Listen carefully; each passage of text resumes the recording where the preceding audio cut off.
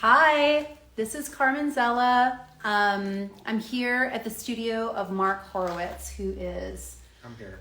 Yes, he's here with all of the dogs. Oh, I know. Jeez. He is our incredible LUMINEX artist who is going to be featured at Site 1 with a performance piece. We'll have a conversation about that.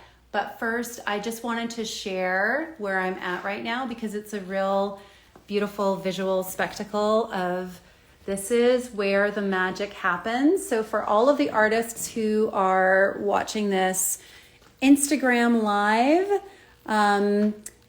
this is a definitely super fun, playful, creative, inspiring space. Yeah. And then boom, the creative mind at work. So we're going to have a nice little conversation. Thank you everybody for joining. Just sort of sit back, relax. We do these IG chats, with artists to be able to, just dive into conversations and get some similar minds. Yes? I'm In trying to sync? share the link. I'm sharing the link. Okay, and good. Talking at the same time. Yeah, cool. Okay, good. You got it. Hi. Hey. Okay, so Marc, I wanted to talk to you a little bit about, Go on. wanted to talk to you a little bit about public art, Okay. just to kind of bridge the conversation. So can you talk about your your thoughts on public art, and it could relate to work that you've done or artists that that you admire, or what are your just sort of general thoughts about public art? What is it about public art that you find interesting? It's a broad topic, though. Yeah, but it's a topic that is different. It's not like studio art or Right. something that you create and then you sell and then might never ever No, I be get it. visible in the public. So yeah. Sure. I mean, public art. So I got into it with, I guess I can talk about myself, yeah? That's Okay, why we're great. here. Okay. Yeah. Yeah, so I went to school for business, microeconomics and marketing, and then got a job in Silicon Valley. That was not for me. Went to the San Francisco Art Institute and studied under these two guys, Harold Fletcher, John Rubin. Do you know them? Yeah.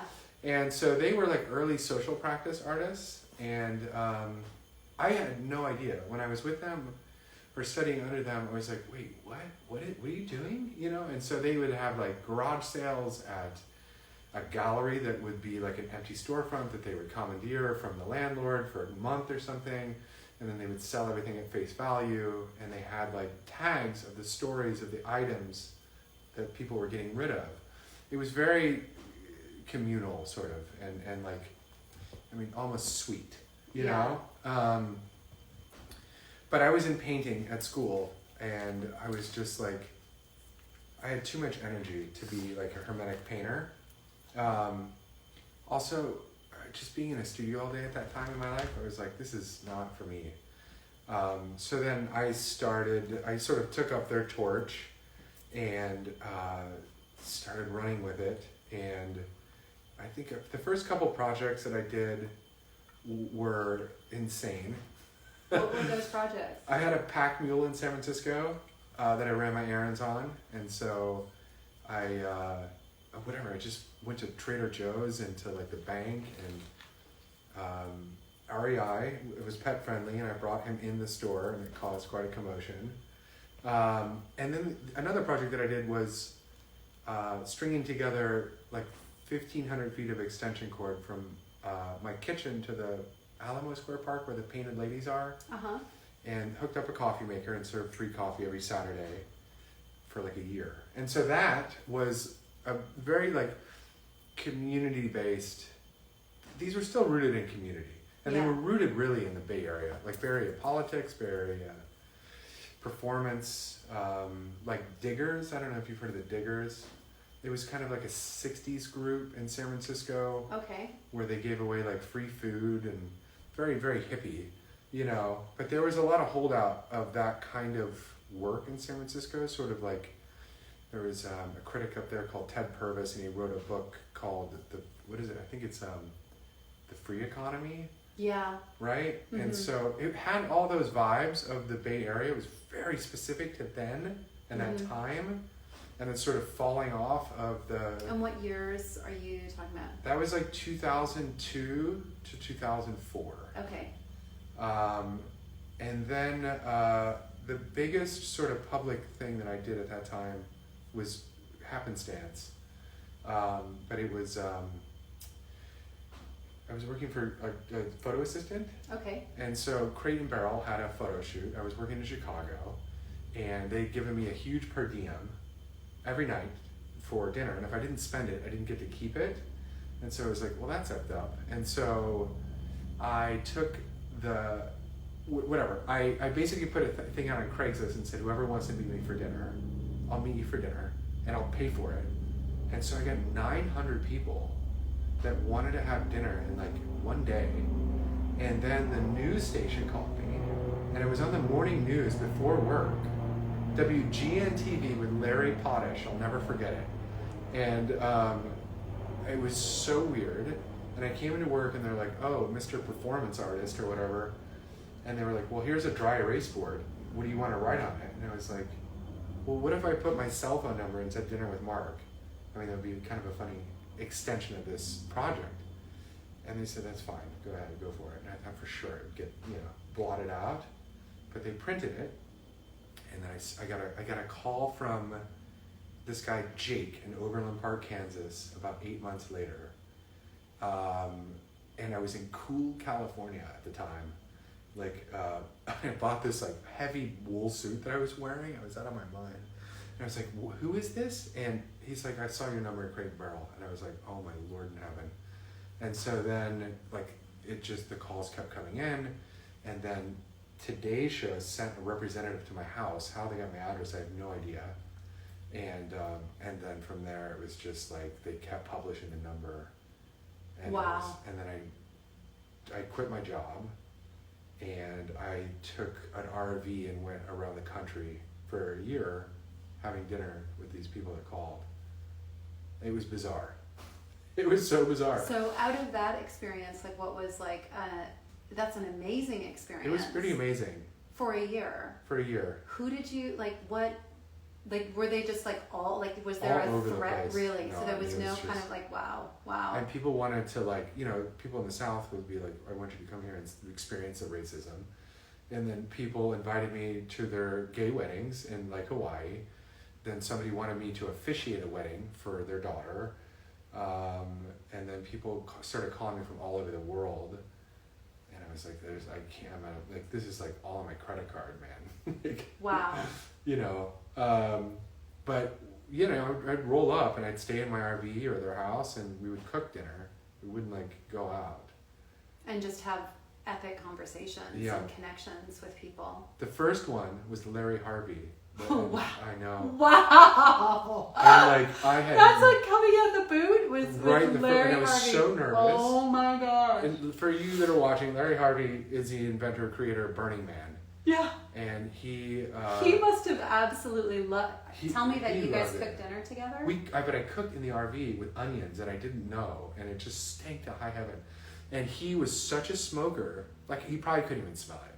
He had an Altoids tin, and he would just chain smoke and put them out in his Altoid tin and take it with him.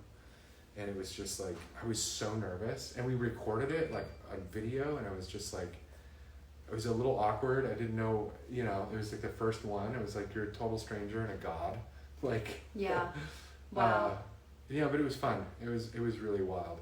I got pitched all kinds of ideas for Hollywood shows and blah, blah, blah, blah. Wow. So then how did you end up, manifesting that later? Is that something that you've just been, from that particular experience, how did that sort of inform even your paintings? Oh, right. Interesting. I mean, out of that, I was I want to explore this further. Mm-hmm. I want to see I was getting further away from me documenting and I wanted to see like, okay, what about like giving up total control and having, you know, it was me, and then it was sort of news stations or like a media. It was like a media prank, and then I was like, well, what if I just like got in the Valley of the Beast, and I got represented by William Morris. Okay. As their first digital client, as their first like YouTube client. Wow. And it was a nightmare. I mean, it was kind of a nightmare. At first it wasn't. I mean, there was like, Sony had a bunch of money. I got thrown all this money. I drove my signature across the US. Like, I did crazy things. Mm-hmm.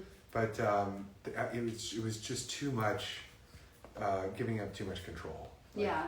And it was really like, it was a little uneasy. And at the end, it was like on some weird TV show. And I was like, okay, this is... And then I met Petra. And I was like going to some commercial like auditions, and she's like, dude, are you happy? And I was like, no. And she's like, stop. Mm-hmm. And so then that's sort of when I stopped doing that. But it stopped when I went to grad school at USC. I like fired them. Well, it was mutual, but like whatever. We parted ways. Mm-hmm. And I went to the Intellectual Sweat Lodge that was USC for 2 years. Mm-hmm. And it changed me. I don't know. I mean, I had... What program were you in USC? The fine arts program. Okay. The Roski or whatever. Okay. With Charlie White and... Uh-huh. It was Judd Fine and Francis Stark and, you know, the whole crew. Wow. But it was great. It was cool. It was paid for. It was amazing. And I rode the train and my bike to school. Mm-hmm. But that sort of got me into like more of an insular performer, like wearing costumes and stuff. Mm-hmm. And so I sort of wanted to step it back. And that's sort of what ended up like happening with painting. It was just like, okay. Now I'm back in the studio. Right. I don't know if it's an age mature thing. I'm not really sure. Mm-hmm. But whatever. So when you're expressing yourself on canvas, is it performative? Yeah, I think so. You could argue that all painting is performative. Mm-hmm. So it's kind of specious in some way, but like, you know, I feel like it is. I mean, there's got to be an energy there. I'm not like I'm not like a grid painter or something, you know. Mm-hmm. So there, you know, I was... Yeah, like a de Kooning or Joan Mitchell or something. I mean, they were very expressive, you know. Mm-hmm. And do you feel like each one of the paintings like kind of embodies like a different like character or moment or? It's funny you say that. Yeah, yes. I think the biggest problem I had with painting is like I approach it like performances, like projects, and so each body or each one sometimes is its own thing, and that doesn't necessarily roll well in painting. Do you know? Because people want to see like, if you're talking about like the commercial market, for example, they want to see balance. They want to see balance. They want to see unity. It's not that I don't have that. I do have that. I have style and I have my own thing, but like I do approach sort of each canvas as if it's like a stage, like a, you know, whether it be a public stage or on stage, like in a black box theater, you know, and sort of like, then it's just kind of like riffing. Right, and sometimes there is not a harmony, or sometimes they don't land in like that and perfect... that sequence or whatever. So that's been a massive challenge coming back to painting. You know, it's like this lack of... do you feel like you need to play into, like it's the same thing as the market with the... It's a constant struggle for me. Yeah, it's also the Gen X roots. Yeah. It's also this hard, like, oh, the man, you know. Right. I cannot get rid of it. It's so like ingrained in me. Oof. You know, nice breath. No, it's a bit much. You know, so yeah, I don't know. It's challenging. It has been it's challenging. So then, like, tell me, because this is kind of like in my brain, at least, it's like segueing into what you're creating for LUMINEX. Yes. In many ways, because it's like creating like this foundation of understanding of like that moment that you're building, and like maybe like deeper meaning of like you yourself and association with that work. So can you talk a little bit about like the installation and the performance piece that you're doing for LUMINEX? Yes. As like Ruth freaks out on the couch. It's just so, I mean, Frances is like shedding all over me. I know.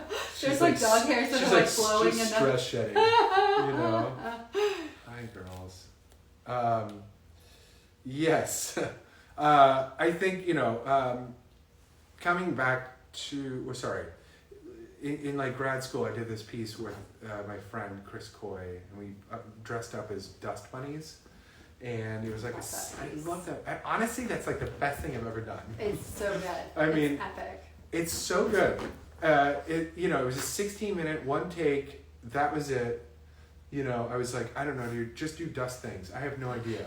And we set up like those folding tables that are fake wood to look like a baseboard, and then I swung this tire on the wall to look like shoe scuff marks. Yeah. And then we just sat there and did these dust things, and I was like, oh, okay. So it was kind of like a buddy comedy, Yeah. which is cool. And then I just sort of did all these like duo performances. There was another one where we chopped a block in a gallery. With Chris still? No, it was another Chris. His name was Chris Deuce. Okay. It was just sort of this like purgatorial space, chopping away at this gigantic monolith of a plaster sculpture. Wow. And we were just with axes, and I actually hit my foot. I thought I totally killed myself. Did not. But then I kind of was like, okay, this performance thing. It's also, that was quite expensive. Performing this thing. I don't know. It can get kind of wildly expensive as well. That's why I thought like having like a Hollywood budget would be like super fun. Totally. Just fun. To like be like, I'm gonna blast this out. I'm just gonna like present all these ideas that I would normally want to do, and see if they'll bite. And they did, and it was fun. But again, it was control issues. But so I think for this performance for LUMINEX is I did this. I've always been obsessed with like gigantic fans. I did this performance at a show 2 years ago at DeBoer Gallery, where I was tasked myself. It was like endurance to do 1,000 drawings in front of these 4 fans that were bolted together, Home Depot fans, and it was. I got so sick, first of all, Yeah. Wow. And so I'm gonna wear a mask this time. That's the lesson learned. But it was horrendous. I mean, you're just like all you can hear is fans. And you can't even think straight, and you're just trying to get this thing done. Yeah. And it's it sort of forced me to look more into like what it was about, and then I started reading, or I have been reading, like Byung-Chul Han, who's a philosopher. He wrote a bunch of books. The first one I read was The Scent of Time, which time was measured by incense in like I think Buddhist culture. And so we're sort of losing that. We're losing like the sense of time and the scent of time, but we're losing like everything's becoming compressed and there's no hierarchy, and so I got really interested in this idea of sort of like burnout society and just like hyperdrive, hustle culture, these things that are like that I'm actively seeing. This is another sort of reason I got out of like YouTube stuff. Mm-hmm. And like refuse to do TikTok because I feel like it's just a dangerous treadmill. Yeah. I mean, nothing against people to do it. Honestly, that's great, but like, I just don't see it. I don't see it as like something that I want to engage in. It feels very hamster wheel to me. Mm-hmm. But like, it's also that sort of narcissism in people's desire to be seen and heard. But I get it. I mean, like, there's so many things that are designed to sort of isolate now, So anyhow, so all this sort of stuff has really informed this piece that I'm going to do with LUMINEX, which is like, I'm going to have a friend now. I was going to do it alone, but I'm going to have a friend because I like the buddy comedy thing. And we're going to sit in a room, like a 10 by 12 room, and there's going to be a gigantic fan on one side, and there will be a timer, and we'll have 4 minutes, 3 or 4 minutes, I think 4 minutes, to make these little sculptures with all these little tchotchkes that I have. And these tchotchkes come from my mom, who is like a hoarder, and she would always bring me stuff, and I would be like, I feel so guilty to throw it out. Yeah. So I just have boxes of her stuff. Oh, wow. And so I still have some. Amazing. And so I'm going to use those things And what's an example of one of those objects? Oh my God. I mean, there's like, they're just, it's like such Midwest chintz. So, you know, like a ceramic, like tall house with like a little bush out front that says welcome. Yeah. It's like this big, and it's like, that doesn't even make any sense. Yeah. I mean, nothing about them makes sense. Yeah. And then it's like a pen holder that's a snail, but like it doesn't hold pens well, so it like slips off, you know, the back. Yeah. So it's just like all stuff that was like kitsch things that she just needed to buy. Yeah. Because it was like cheap at the dollar store, and what a deal. And then what a deal. Yeah. And that's the mentality. That's sort of like the holdover from like the Depression, which, you know, right. She wasn't in the Depression, but her mother was. And so therefore, like, I feel like the Depression is still sort of in me. Like I save like every can and jar and stuff. I'm like, oh yes, these are perfectly good and can be used. And, you know, and I'm constantly thinking like, oh, maybe I should save this little piece of string because... so it's a slippery slope. But so we're gonna make these objects, and I'm sure we'll make a couple, you know. But then I'm sure we'll get stuck on something, and then if I don't complete it, we don't complete it in 4 minutes. This fan comes on, and ideally it'll just be obnoxious, and disruptive, you know, oppressive. And who knows if we'll be able to even complete one after that? I have no idea. And we're going to be using hot glue and like, it's just very like crafty Midwest things. Yeah. Like pipes, pipe cleaners and then what are you going to do with the objects if we complete them? Yeah. You know, here's the thing. Like, I wanted to put them in a little box and then tape them up like a little package, either with a bow or like specialty tape or something, and then hand it out like a little window, and then they would get handed out to somebody who wants them. You know, but my fear is that nobody's gonna want this shit.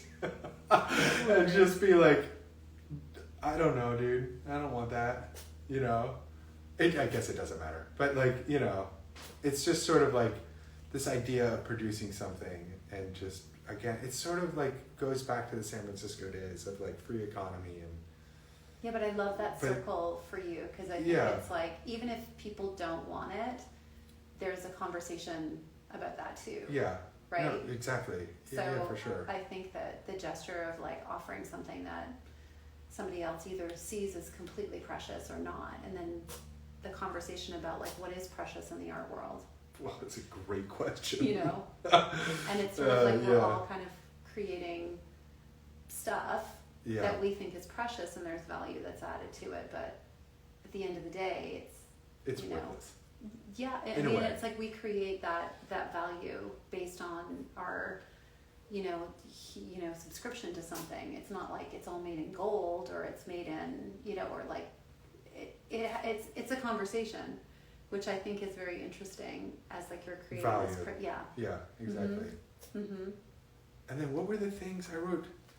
Hang on, I did take 2 notes before this. I was like, I should make notes. Really? Yeah, because I'm such a nerd. I'm so nerdy. Rue was like eating my finger. Oh yeah, the tagline is nothing is possible, nothing is impossible. So there you go. Yeah. I mean, but that's kind of where I feel like we live. I mean, it's like almost a shame that everyone's told they can do everything, because then they can't do anything in a way. It's like that thing Joseph Boy said, everyone's an artist. That also makes no one an artist, you know. That's right. Because So, we're all kind of in the same. But then it's like life is art, art is life. Then art is or life is not art, and you know, whatever. It just sort of cancels it. Yeah, exactly. Yeah. So I guess it's just sort of also exploring that in a way. That's sort of like that sort of conundrum, and then like the idea of like you know, I think in the last like 5 or 6 years, maybe 7 years, I've gotten into like acceleration theory. Like starting with Paul Virilio, his book The Great Accelerator, and then looking at darker stuff like Nick Land, where he is like a true accelerationist, saying that we should shed our skin from machines, and that's when humanity will like shine. The Dark Enlightenment, essentially. The Dark Enlightenment. This is very fascinating. So an accelerationist is exactly what I haven't heard that terminology. I mean, there's good accelerationists and there's bad accelerationists. So bad would be somebody like Nick Land saying like, you know, accelerate capitalism to its maximum, So it just, flywheels off, Oh, wow. and then, machines basically take over. And that's where we need to go. And then the good accelerationists are sort of working against that and saying like, it's almost like a slowing down of capitalism. Right. Nick Cernak, I think, is one of those guys.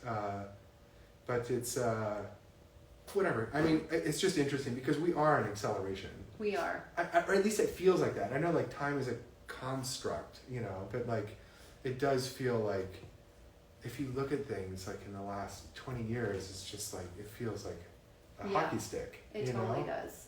Like when I was a kid, I mean, like you had 4 or 5 channels, you had this and that.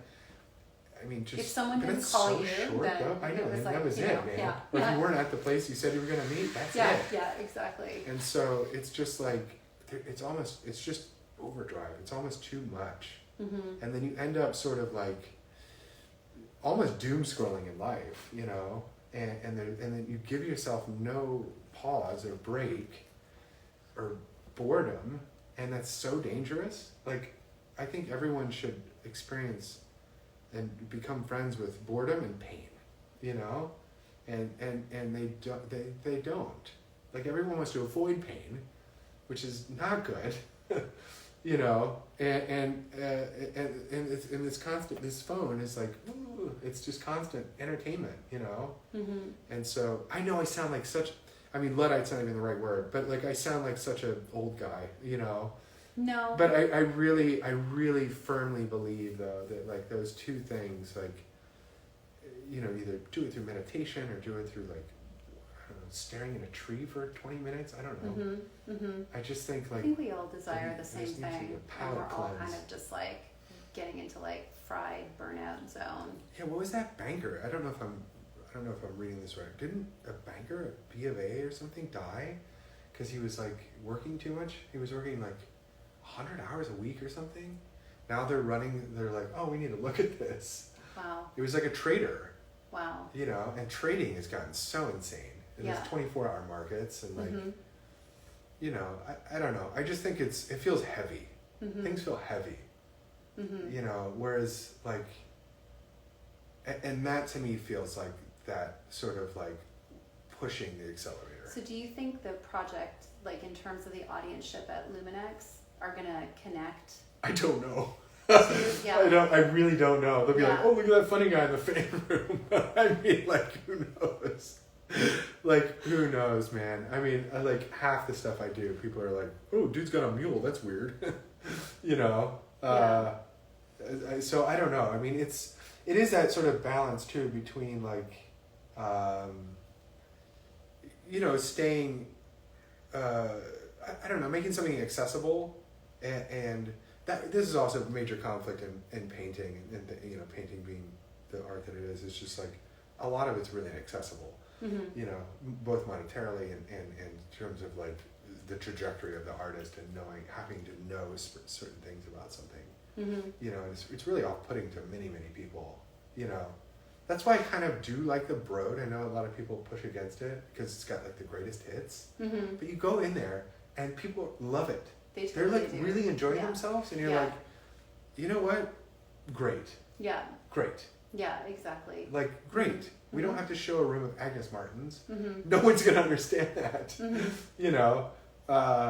I mean, not to be like, whatever. I don't know if that statement's going to offend anybody. But, it's just like, it's a balance of like making stuff accessible and then also having it have an edge, Well, sometimes when you throw, an Agnes Martin or any, artists that are more conceptually based, and you put their work in front of somebody who hasn't studied fine art, or they don't have, necessarily the history or the knowledge to be able to, get the same, response from it. The responses are so authentic, and there's something so beautiful about being able to get that level of authenticity as an artist or a producer or creative from, the general public, from all different demographics of life. And so, you know, I'm super excited to see your piece Yeah. because I think it's brilliant, but I also think to be able to see the response from the public about the piece, I think it's going to be, you know, that duality of being able to be there is something not to be missed. So I'm really excited. We're going to wrap. Thank you so much, everybody. If you have any questions that you want answered, I'm kind of lousy at checking the chat room while I'm doing these live IG chats. It's impossible. Yeah. It's over there. So if it's, you know, if you guys have any questions or responses or whatever, please put them in the chat. We will circle back. We'll make sure that, you know, we give those questions to Marc. But otherwise, we're really excited. Please share, you know, about LUMINEX. We're hoping that all of you can be there. And yeah, this was really great. Yeah, thanks. Thank you for inviting me to your studio. I know we're getting like floating dog hair as we're talking. Look at this. I mean, this is so crazy. Amazing. All right, everybody, have a great night. And thank you. Yeah, thank you, Marc. Yeah, thank you. All right. Thanks for tuning in. Thanks for tuning in. Bye.